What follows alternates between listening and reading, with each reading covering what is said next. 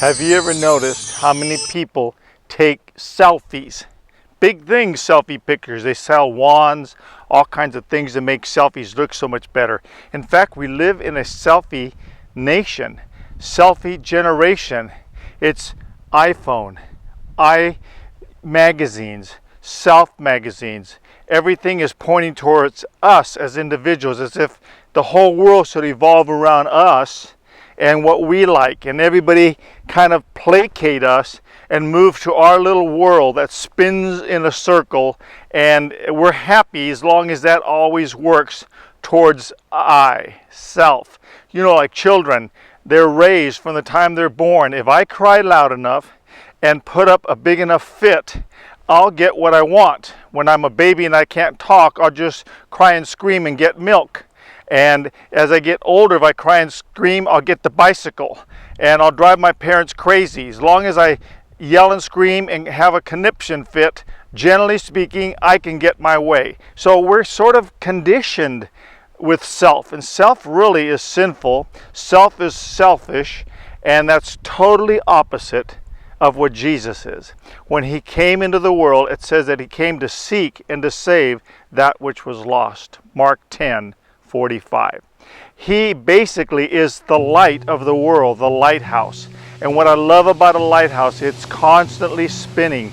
And this particular one at Blanco, the most westerly point in the United States, from as far south as you can imagine, all the way into the landmass of Alaska that pops out. This 1 mile stretch is far out into the ocean and surpasses all those other points.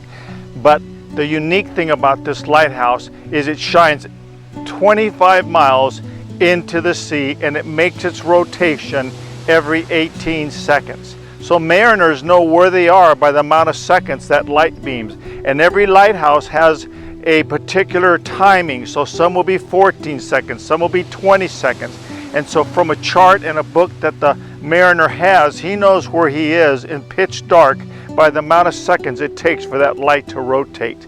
And so Jesus is constantly rotating his light. And that light is to draw us so that we don't get shoaled on the rocks of life and run into perilous conditions. If we fixate on that light and keep our eyes on that light, which is Jesus, the light of the world, we will never get shoaled on a beach or on a rocky crag, because we were wise to focus on the light. So it's not about us and looking at us and wanting everybody to notice us. It's about all of us looking at Jesus, hallelujah, the lighthouse of the world that's constantly emanating a light to draw us to him. So in the sense, if anybody wants to take a selfie, he deserves it. He is the preeminent one. Jesus said, if you lift me up, I will draw all men to me. But he deserves it. He's the creator. He's the one that made the universe. But above all, he's the one that we know loves us, because when he was lifted up on the cross, that light shined.